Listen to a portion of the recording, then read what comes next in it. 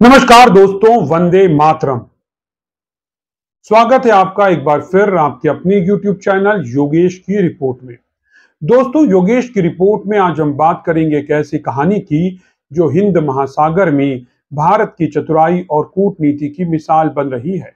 ये कहानी मालदीव्स की है, उस छोटे से देश की जिसने कभी भारत को आंख दिखाने की कोशिश की थी, लेकिन आज वही मालदीव्स भारत के सामने झुक रहा है।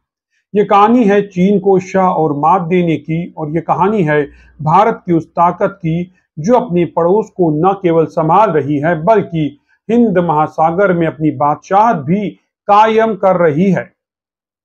तो चलिए इस कहानी को शुरू करते हैं, शुरू से समझते हैं।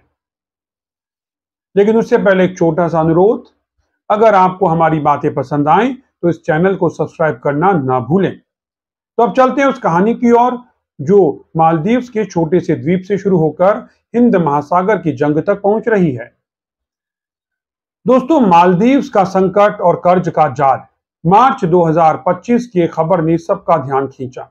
मालदीव्स डूब रहा है, नहीं समुद्र में नहीं, कर्ज के समुद्र में।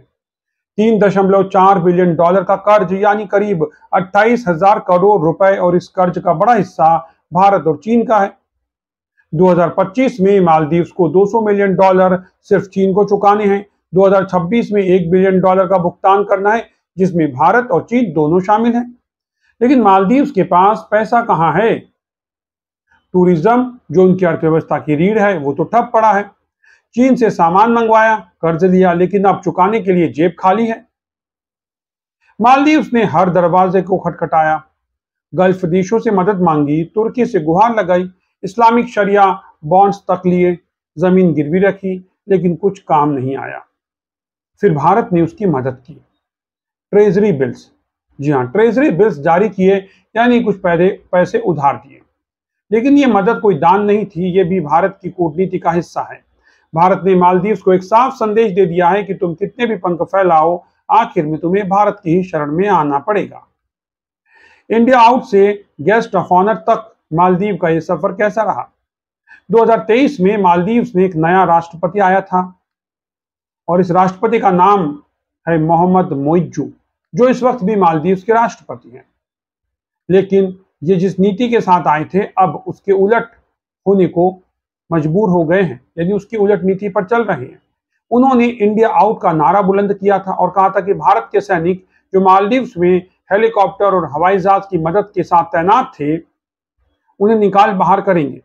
ये सैनिक वहां मालदीव्स की मदद के लिए थे, एयर एम्बुलेंस के लिए, आपदा प्रबंधन में सहायता के लिए। लेकिन मोइज्जू ने इसे भारत का दखल बताकर प्रचार किया और चुनाव जीत लिया, और फिर सीधे जाकर के चीन की गोद में बैठ गए। मोइज्जू ने परंपरा तोड़ी। मालदीव्स के राष्ट्रपति आमतौर पर अपनी पहली विदेश यात्रा जो है वो भारत की करते हैं, लेकिन ये साहब तो सीधे चीन चले गए। फ्री ट्रेड एग्रीमेंट तक कर लिया चीन से, और भारत को आंखें दिखाने लगे। तुर्की और पाकिस्तान के साथ मिलकर भारत विरोधी माहौल बनाया। लेकिन भारत ने फिर जवाब दिया, और वो भी ऐसा कि मालदीव्स की सिट्टी पिट्टी गुम हो गई। लक्षद्वीप का दाव जब मोदी ने चला तो मालदीव्स सन्न रह गया। भारत के प्रधानमंत्री नरेंद्र मोदी ने मालदीव्स को सबक सिखाने के लिए एक मास्टर स्ट्रोक खेला। वो पहुंचे लक्षद्वीप, जो मालदीव्स से बस थोड़ा उत्तर में है। वहां की तस्वीरें, समुद्र तटों की खूबसूरती, और एक साफ संदेश उन्होंने दिया कि मालदीव्स जाना जरूरी नहीं है। भारत के पर्यटकों को और दुनिया भर के पर्यटकों को उन्होंने ये संदेश दिया कि हमारे पास लक्षद्वीप है। नतीजा, मालदीव्स का टूरिज्म डूब गया। 2023 में जहां 2 लाख भारतीय पर्यटक मालदीव्स गए थे, 2024 में यह संख्या घटकर केवल 37,000 रह गई। मालदीव्स की अर्थव्यवस्था जो टूरिज्म पर टिकी है, वो पूरी तरह से हिल गई।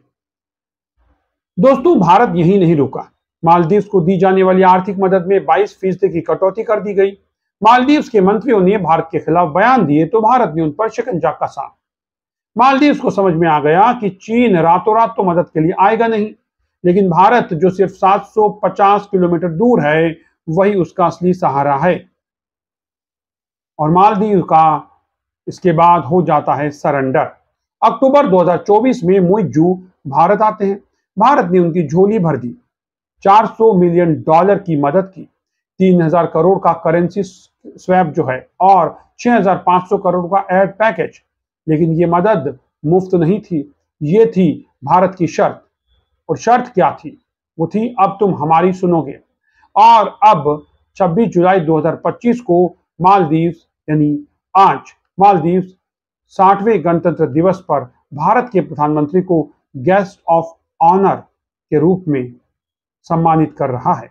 वो मौजू जो इंडिया आउट का नारा दे रहे थे, आज फ्री ट्रेड एग्रीमेंट की बात कर रहे हैं। इस वक्त जब मैं आपके साथ ये वीडियो बना रहा हूं, आपके साथ इस वीडियो में मैं चर्चा कर रहा हूं, ठीक उसी वक्त भारत के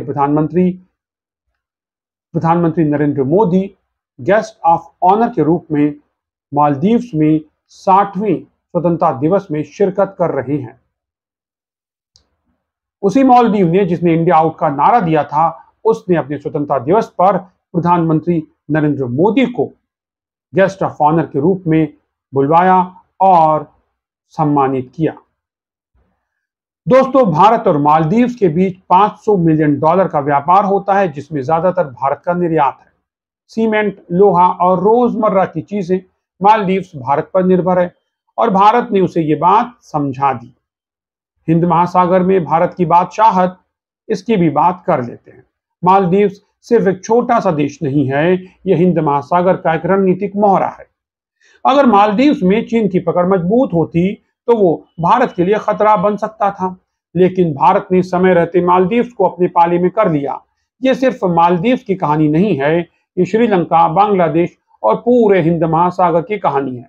भारत नहीं चाहता कि कोई भी बाहरी ताकत, चाहे वो चीन हो या कोई और, इस समुद्र में दखल दे। भारत ने मालदीव्स को न सिर्फ आर्थिक मदद दी, बल्कि ये भी साफ कर दिया कि समुद्र का शहंशाह तो भारत है। मालदीव्स के 200 द्वीप, 6 लाख की आबादी और उसकी राजधानी माले, ये सब भारत की नजरों के सामने हैं और भारत ने यह सुनिश्चित किया कि मालदीव्स की हर धड़कन भारत की इजाजत के बिना न चले। तो दोस्तों, ये थी मालदीव्स की कहानी। एक छोटा सा देश जिसने भारत को चुनौती दी, लेकिन आखिर में उसे भारत की ताकत के सामने झुकना ही पड़ा। ये कहानी सिर्फ मालदीव्स की नहीं है, ये भारत की उस विदेश नीति की कहानी है जो अपने पड़ोस को संभाल रही है, सहेज रही है और हिंद महासागर में अपनी सत्ता कायम कर रही है। आपको क्या लगता है? क्या मालदीव्स अब भारत की छाया में रहेगा? क्या चीन इस खेल में कोई और नई चाल चलेगा? कमेंट बॉक्स में जरूर बताएं और हाँ, चैनल को सब्सक्राइब जरूर करें और बेल आइकन को दबाएं ताकि आपको नोटिफिकेशंस मिलते रहें। यदि आपको वीडियो पसंद आया है तो वीडियो को लाइक करना बिल्कुल ना भूलें। तो फिलहाल इस वीडियो में इतना ही, मुझे दीजिए इजाजत। नमस्कार, वंदे मातरम।